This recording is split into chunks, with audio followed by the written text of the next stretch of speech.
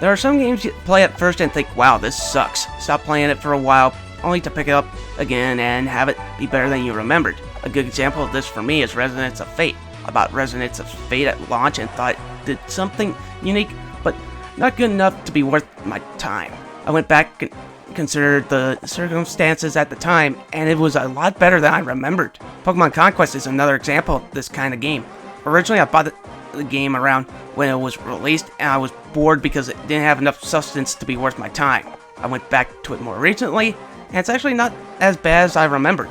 This game is the kind of game that is like an onion.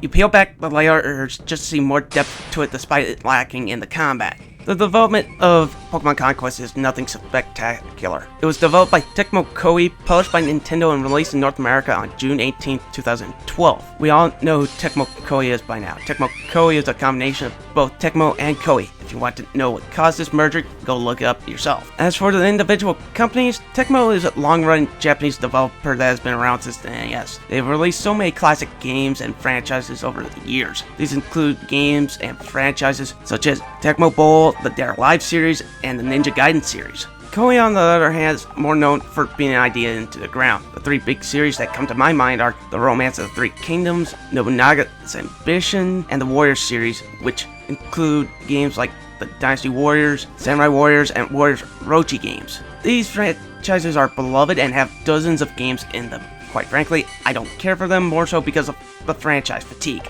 As for the development of the game itself, it's not too out of the ordinary. According to Bulbapedia, Pokemon Conquest was the second collaboration between Nintendo and Tecmo Koei, with the first being the Murasame Castle Mode in Samurai Warriors 3, because Tsune Kawazu Ishihara was a fan of Nobunaga's Ambition, and Tecmo Koei President Ku Shibasawa was a fan of Pokemon.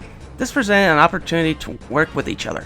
Among one of the key design elements of Ransei was the fact that the first Nobunaga's Ambition game featured 17 regions, just as there were 17 different Pokemon types at the time. Among Koei's game franchises, this is the first collaboration effort for Nobunaga's Ambition. All previous collaborations have been through the Warriors series, though a true Nintendo-themed Warriors game would not arrive until Legend of Zelda Hyrule Warriors. In difference to this, character design for Pokemon Conquest were primarily taken from Samurai Warriors 3 as opposed to Nobunaga's Ambition game. Anyway, enough about the development. Let's get into the game. The storyline is like any other Nobunaga's Ambition game. You play as a nameless hero that has to unite all 17 territories of Japan because an evil Emperor Nobunaga Oda is looking to conquer all 17 as well. Well, that's all I got from the storyline, at least. The graphics at this point is the same old song and dance as most other grid-based RPGs. Not to say it looks bad. The art is really well done. It looks like what would happen if you took the Pokemon franchise and have it set in feudal Japan. The characters are well drawn, the colors are bright, and in general, this game has a lot of solid art. My only problem is that it really doesn't do anything really impactful, and from a cinematic standpoint, it really lacks luster compared to Final Fantasy Tactics 8-2 Grimoire of the Rift or Final Fantasy Tactics War of the Alliance. It just lacks something that takes it from being a fun tactical game to a cinematic experience that most Pokemon games really had. The audio is decent, but won't be putting the other Pokemon games to shame anytime soon. The music is comparable. Tracks are really well done for a system, and a few will get stuck in your head. My only problem is that due to the power of the DS, it really feels limited. First off, there's no voice actors at all. I know all the other games don't have them either. The thing is that it would have been a good change of pace from the other games and show that there are games based off a Nintendo franchise that have more voice acting outside of a few lines. The second problem is that more so because of how I was spoiled by Square Enix and Sony, but the music feels like it was from a polished Game Boy Advance game. Again, not to say it's bad, it's that it's just lacking something that takes it to the next level. Maybe it's because of franchise fatigue, something that's missing here. The gameplay is great. This is a game that I would use to introduce people to if they like grid-based games but want some common ground to get into them or want more strategy to them. 90% of the game has a map showing different territories you have control of and territories you can invade. Each territory has places like areas you can recruit new Pokemon and new generals, shops to get items and equipment from, and so on. Each territory can have up to 6 party members, each with their own Pokemon, a limited how many Pokemon they could have, and stats for all the different stats for actions you can do. You level up is by doing different actions like mining for gold, getting into random Pokemon encounters, and so forth. These increase the bond they have with that specific Pokemon, and if you reach a certain level with them, they will do things such as evolve and increase the level of effectiveness of their attack. Again, kind of like the Pokemon games. I could go on and on about the different things you can do and what happens with them, but it's like I said, the game's like an onion. There's a lot of depth for you to dig into.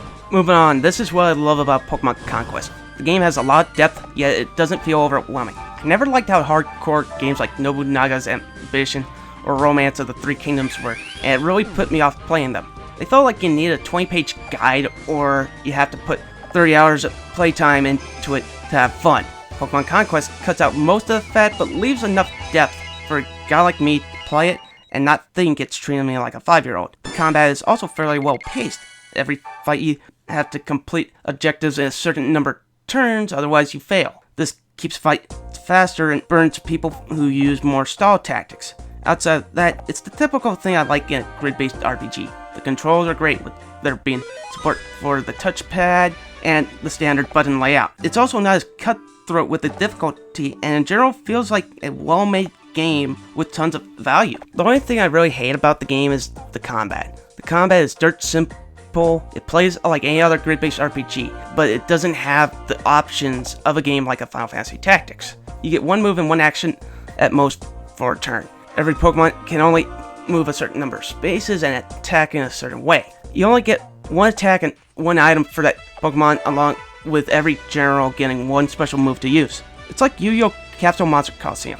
What makes Yu-Gi-Oh! Capsule Monster Coliseum different is that it was more of a collect them all kind of game, and limited how many monsters you could have based on their cost, plus you could fuse monsters together. Pokemon Conquest has that kind of feel, but at the end of the day, it can be a game breaker for some. It was at first for me, but for the most part, there's enough supporting elements that make up for those pitfalls. Overall, Pokemon Conquest is a fairly well done strategy game. It has enough depth for people who like other games in this genre, but it cuts out enough of the hardcore elements for kids to get into. If you're a veteran of games like Nobunaga's Ambition, then this will feel really light, but if you like Pokemon or grid-based RPGs, that I recommend give Pokemon Conquest a shot. It may take time, but you'll find a great game under its mostly casual nature. I give it an 8 out of 10.